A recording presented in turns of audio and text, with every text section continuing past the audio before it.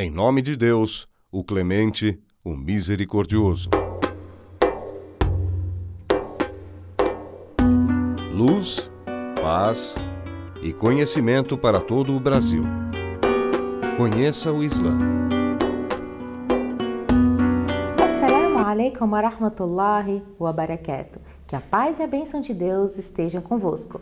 Olá, irmãos! Está no ar mais um programa Conheça o Islã, Deus Sabe Mais. Um programa cheio de entrevistas, documentários, filmes, minisséries, desenhos, tudo isso para levar para você a verdadeira face do Islã. Qualquer dúvida, sugestão ou pergunta, envie um e-mail para famacine@hotmail.com. Assalamu alaikum. Que a paz e a bênção de Deus esteja convosco. Deus sabe mais. Allahu A'lam. A Sura do Figo.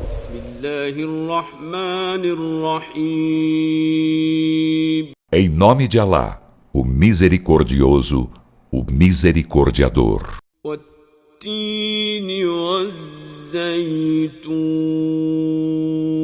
Pelo figo e pela oliva.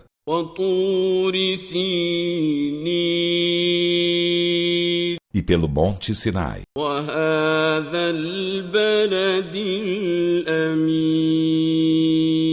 E por esta cidade segura. لقد خلقنا الإنسان في أحسن تقويم. Com efeito, criamos o ser humano na mais bela forma. ثم رددناه أسفل سافلين. Em seguida, levamo-lo ao mais baixo dos baixos degraus. إلا الذين آمنوا وعملوا الصالحات فلهم أجر غير ممنون. Exceto os que creem e fazem as boas obras, eles terão prêmio incessante. فما يكذبك بعد بالدين. Então, o que te leva depois disso a desmentir o dia do juízo? أليس الله بأحكم الحاكمين. Não é Alá o mais sábio dos juízes? E agora ficamos com as palavras do Sheikh Omar Abdul Kafi. Os sinais do fim do mundo. Um jovem foi pego. Ele roubou um camelo. Eles queriam cortar sua mão. Ele disse: em vez de cortar minha mão, devem cortar a língua da minha mãe. Mas por quê? Perguntaram. Ele disse: quando roubei um ovo da casa de nossos vizinhos quando era criança, a minha mãe ficou tão contente que me elogiou gritando: vocês devem cortar a língua porque ela me incentivou. Quando cresci, eu roubei o camelo. Então, se a custódia foi perdida, pode esperar o fim do mundo. E se a responsabilidade foi colocada em mãos erradas, é uma catástrofe. Colocar alguém como responsável que não teme Alá e que não respeita as pessoas, nem honra seus compromissos, e você sabe que existe quem é melhor que ele, sabe mais e entende melhor. Você sabe que outra pessoa é melhor, mas você o colocou por ser um parente ou por outro motivo. Mas você o colocou por ser um parente ou por outro motivo. Essa pessoa é considerada como uma traidora daquilo que foi responsável.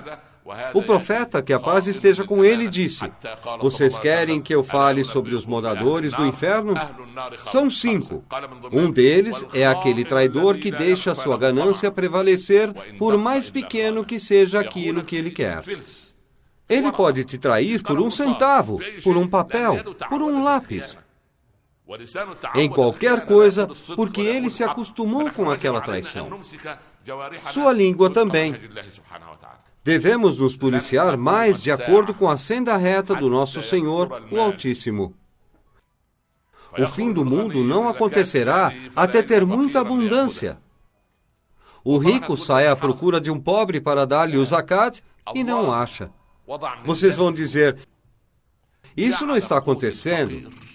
Allah colocou um equilíbrio no universo.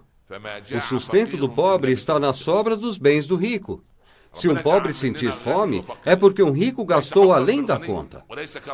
Allah criou ricos e pobres, não por gostar do rico ou por não gostar do pobre, mas fez isso para nos testar e provar. Ele quer ver se o rico vai agradecer a Allah dando o que deve para o seu irmão pobre, e assim vai extrair do seu coração a inveja e o ódio. E se o pobre vai ter paciência e se contentar com o sustento que Allah prescreveu para ele. Os tesouros de Allah acabam ou não? Claro que não. O que possui é efêmero. Por outra, o que Deus possui é eterno. Se o que Deus possui é eterno, como enxergamos o pobre? Este, quando sente a fome brava, é porque o rico pegou demais e não deu o que deve ao pobre. Eu tenho, por exemplo, 5.000 reais e devo 0,5%.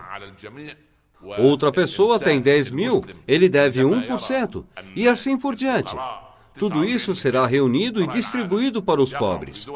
Quando vemos que 49% dos pobres do mundo estão nos países muçulmanos, percebemos com facilidade que o zakat não foi executado como Allah mandou e de acordo com a sua lei. Por quê? Quando eu tenho milhões, eu não devo chamar um simples contador.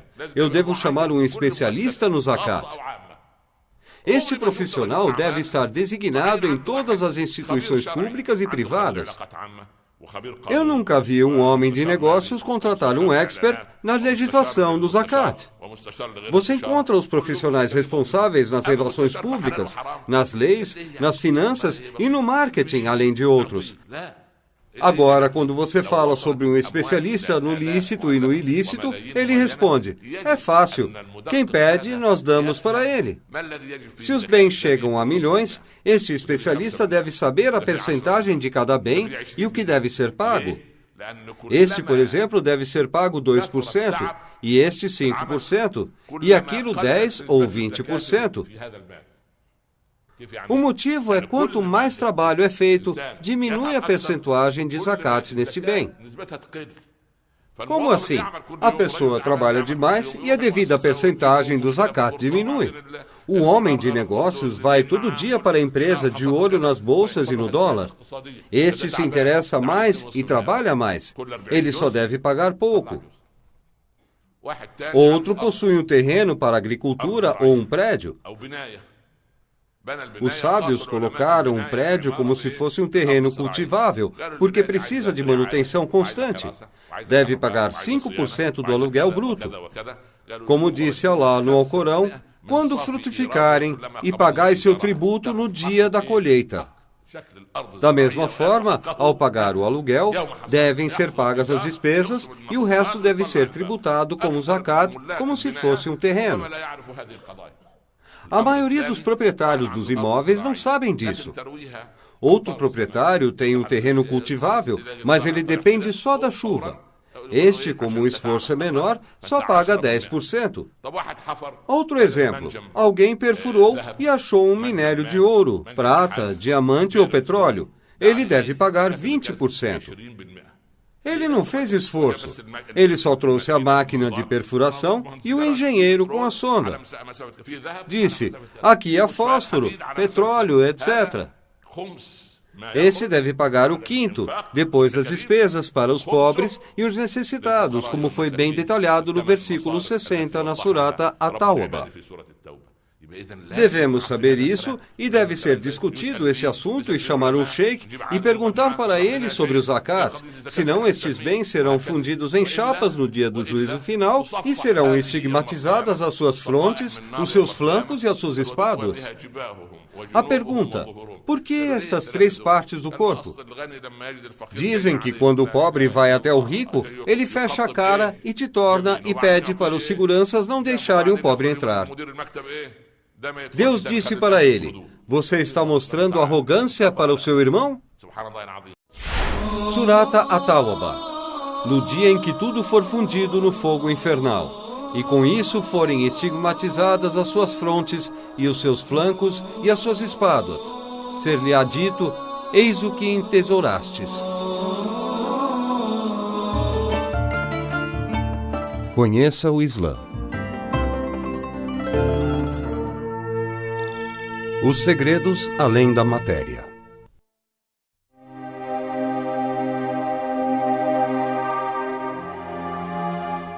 Quem é o preceptor?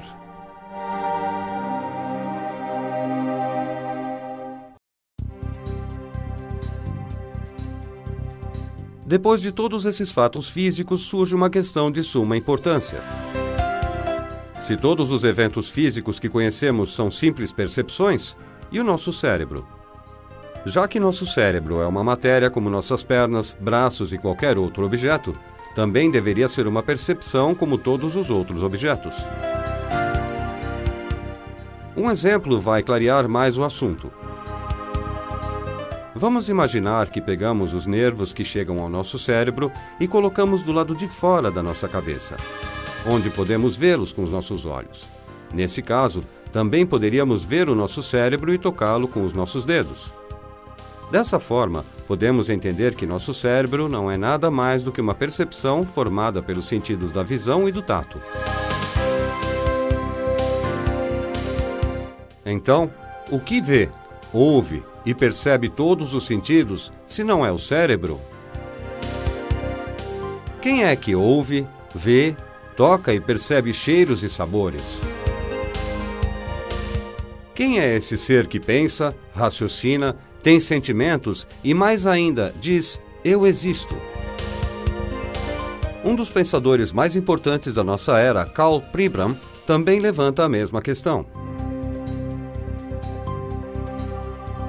Desde os gregos, os filósofos têm pensado muito sobre o fantasma na máquina, o pequeno homem dentro do pequeno homem, e etc. E onde está o eu? A pessoa que usa esse cérebro? Quem entende o ato do saber? Como São Francisco de Assis disse, procuramos por aquele que tudo vê. Na verdade, esse ser metafísico que usa o cérebro, que vê e sente, é a alma. O que chamamos de mundo material é o conjunto de percepções vistas e sentidas por essa alma. Já que o corpo que possuímos e o mundo material que vemos nos nossos sonhos não têm realidade física, o universo que ocupamos e os corpos que possuímos também não têm realidade física. O verdadeiro ser absoluto é a alma. A matéria consiste meramente de percepções vistas pela alma.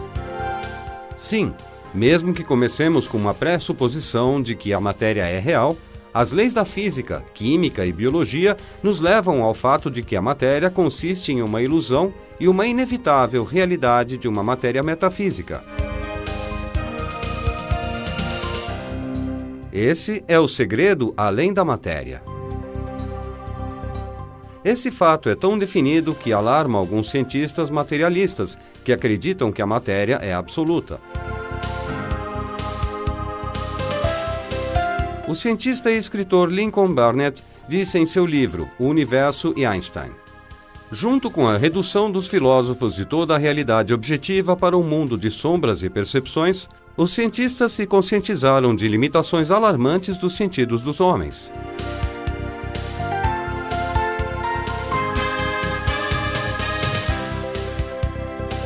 Todos esses fatos nos deixam cara a cara com uma pergunta muito importante.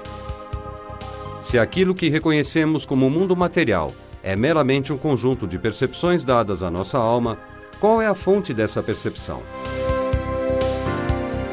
Para responder essa pergunta, devemos considerar o fato que a matéria não tem um direcionamento e não existe sozinha.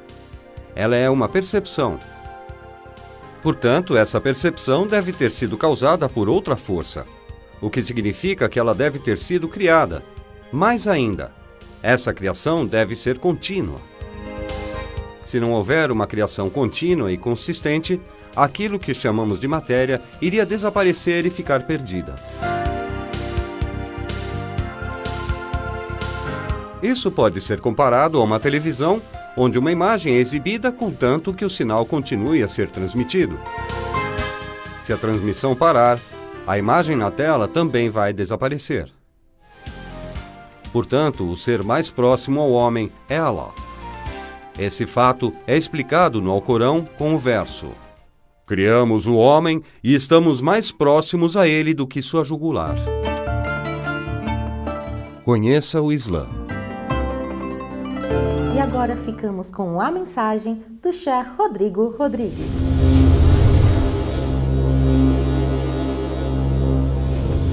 Esse é o hadith de um homem chamado Usama ibn Zayd. Este Usama tinha 18 anos quando o profeta morreu. Ele tinha tanta hombridade e responsabilidade que o profeta botou o exército dos muçulmanos a mando dele. 18 anos. Usama ibn Zayd era bem moreno e seu pai era bem branco. E escutava piadas da sociedade na época. Normal, no Brasil também falam isso. E isso incomodava o profeta. Por quê? Porque esse Zayd era filho adotivo do profeta. Depois foi revelado que não podia adotar mais filhos. Ele era conhecido como Zayd, filho de Muhammad. E o Zayd teve um filho chamado Usama, que era bem moreno. Isso ficava e o profeta sabia que as pessoas falavam. Isso incomodava, mas ele não podia falar nada sem a ordem de Deus. Então o profeta chamou um homem chamado Qaif. Al-Qaif, naquela época, era o DNA daquela época. O que era o DNA daquela época? Trazia alguém experiente lá do deserto, olhava para duas pessoas, botava, seu nariz parece com o dele, não. Era no olho. No olhômetro. Isso em árabe chama-se Al-Qafa. Ou quem fala chama-se Qaif. Era conhecido na Arábia. Eles olhavam partes do corpo da pessoa, falavam, esse aqui deve ser parente do fulano. Nariz, a cabeça deve ser daquela região. Seus ombros devem ser daquela família. E isso é uma cultura que existia na Arábia, pré-islâmica. E que o profeta de Deus utilizou. Chamou o homem. Pegou o Usama e o Zayd, o pai e o filho dormindo no mesmo quarto. Vem cá, olha eles. O Usama olhou, observou, disse: Muhammad, esse pé é deste pé. Reconheceu pelo pé. São pai e filho, não tem que falar. Só nesse episódio, quem comenta esse hadith dos atuais dizem: permitido na religião islâmica. De onde é que se tira que é permitido na religião islâmica pedir ajuda do não muçulmano para resolver seus problemas familiares? Esse hadith. Esse não era muçulmano? Não era muçulmano. Não era muçulmano. Ah, mas eu posso ir num médico que não seja muçulmano? Pode. Qual é a prova, Sheikh? A história aí, o homem não era muçulmano, mas ele era justo. Pode. Pode, porque é o pai quem tem mais direito. É outro assunto. Não, esse assunto é diferente do nosso, que eu estou falando agora. Naquilo que ele é capaz e não interfere na tua crença, pode. Você pega um táxi, você é muçulmano? Não, então só quero outro táxi que seja muçulmano. É isso que eu quero falar. Você viaja 4 horas para Brasília, era uma moça muçulmana? Não, só vou no próximo avião da TAM que o piloto for muçulmano. Então você pode, entendeu? Esse é o objetivo do hadith, né? Daí o profeta chegou esse Usama, o profeta falou para o homem: fala para todo mundo agora. É ou não é? Outro homem, então, esse Usama ibn Zayd, na batalha, numa das batalhas, o cara com a espada lá, foi bater, o cara falou: La ilaha illallah Muhammad Rasulullah. Sou muçulmano, não pode me matar. Ah, muçulmano, matou o cara. Você falou isso só para se livrar de mim. A história chegou até o profeta Muhammad. O profeta Muhammad não ficou sabendo, chamou Usama. Usama, vem aqui. Tu matou aquele homem, mesmo depois ele dizer La ilaha illallah? Sim, profeta, ele falou aquilo só para tentar se salvar de mim. O profeta repetiu: Tu matou ele mesmo ele falando La ilaha illallah? Sim, profeta, mas ele queria se salvar de mim. O profeta respondeu a terceira vez, perguntou a terceira vez. Você matou ele mesmo ele dizendo La ilaha illallah? Usama disse: eu queria não ter nascido naquele dia. Naquele dia eu desejei não ter nascido nunca. Ele disse: Usama, o que você vai fazer diante de Deus com o sangue dele depois de ele dizer La ilaha illallah? O profeta ele tentou salvar. Usama, tu abriu o coração dele? O que você vai dizer para Deus agora? Virou as costas e foi embora, brabo. Daí Usama nesse momento disse: eu desejei não ter nascido. Gente, abriu o coração dele. Abriu o coração dele. Abriu o coração dele para saber que ele era falso. Tem indícios. Mas é já com Deus, não é conosco. Então, Allah, meus irmãos, minhas irmãs, ninguém deve abrir o coração de ninguém. Se as ações demonstram, é uma coisa. Mas o coração não se abre. A chave para saber que está no coração está na mão de Deus. É só Ele que sabe. Ah, mas ele falou aquilo porque é com Deus. Vocês devem se comportar, agir com as pessoas com aquilo que eles demonstram. O que está no íntimo é com Deus. Ah, mas se converteu, ela se converteu por outras intenções. É com Deus. Reza, reza. Jejua, jejua. Pratica, pratica. No coração. Ah, mas ele fez um monte de coisa errada e vai pagar. Deus é justo. Mas abriu o coração dele. Conheça o Islã. A mensagem do Islã.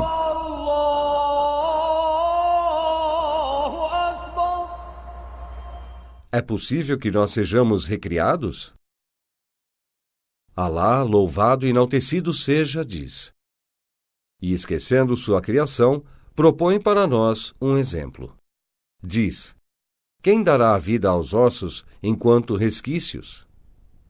Dize: quem os fez surgir da vez primeira, dar-lhes-á a vida. E ele de todas as criaturas é onisciente. Ele, louvado e enaltecido seja, diz: ó homens, se estais em dúvida acerca da ressurreição, por certo, nós os criamos de pó, em seguida de gota seminal, depois de uma aderência, em seguida de embrião configurado e não configurado, para tornar evidente para vós nosso poder. E fazemos permanecer nas matrizes o que queremos, até um termo designado. Em seguida, fazemo-vos sair crianças. O que acontece após a morte? Alá, louvado e enaltecido seja, diz: por certo, os que renegam a fé dentre os seguidores do livro e os idólatras estarão no fogo do inferno. Nele serão eternos. Esses são os piores da criação. Por certo, os que creem e fazem as boas obras, esses são os melhores de toda a criação. Sua recompensa junto de seu Senhor são os jardins do Éden, abaixo dos quais correm os rios. Nesses serão eternos para todo o sempre. Alá se agradará deles e eles se agradarão dele. E isso para quem receia a seu Senhor. Enquanto você assiste esse filme, reafirmo a você que o Islã possui todas as soluções para os problemas que o mundo enfrenta hoje. O mundo tem aplicado muitas doutrinas para solucionar alguns de seus maiores problemas. Mas, vez por vez, essas doutrinas provam ser impróprias e incapazes de resolvê-los. Então, por que as pessoas não aplicam as leis do Islã em suas vidas para buscarem uma melhoria na vida humana? Irmão muçulmano, alguns muçulmanos hoje estão perdidos e não aplicam os ensinamentos do Islã em suas vidas. Eles são muçulmanos apenas pelo nome. Um verdadeiro muçulmano aplica os mandamentos do Corão e da Suna em sua vida diária. Um verdadeiro muçulmano não é aquele que escolhe do Islã o que lhe convém e deixa o resto de lado. Não é apropriado que o Islã seja associado com certos países ou raças. Além do mais, não é apropriado dizer que todos os muçulmanos vivem suas vidas em conformidade com a lei islâmica. Na verdade, muitos muçulmanos estão perdidos e não aplicam os verdadeiros ensinamentos do Islã. O Islã não é como alguns pensam, meros ritos religiosos que são praticados em tempos pré-estabelecidos, mas engloba fé, lei, devoções, transações e procedimentos.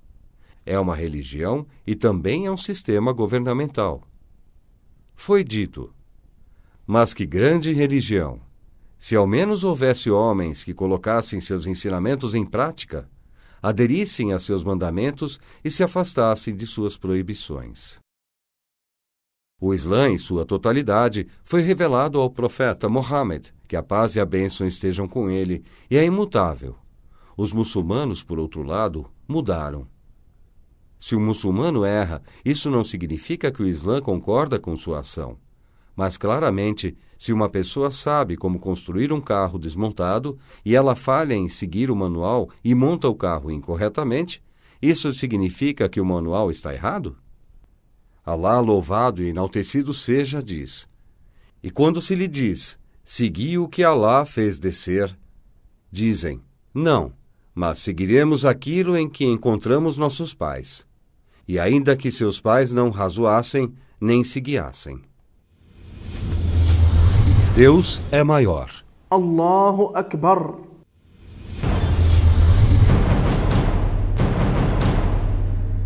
بسم الله الرحمن الرحيم والضحى والليل إذا سجى ما ودعك ربك وما قلى وللآخرة خير لك من الأولى ولسوف يعطيك ربك فترضى.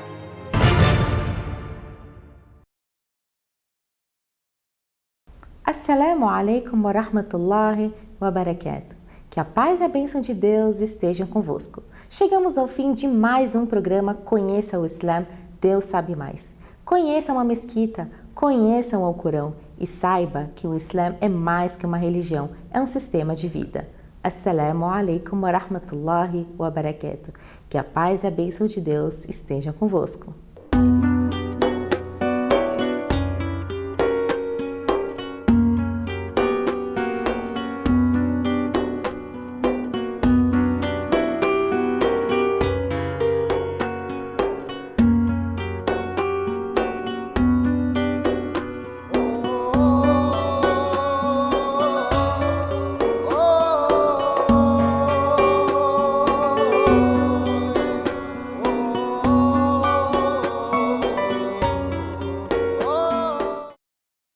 Deus sabe mais. Allahu A'lam.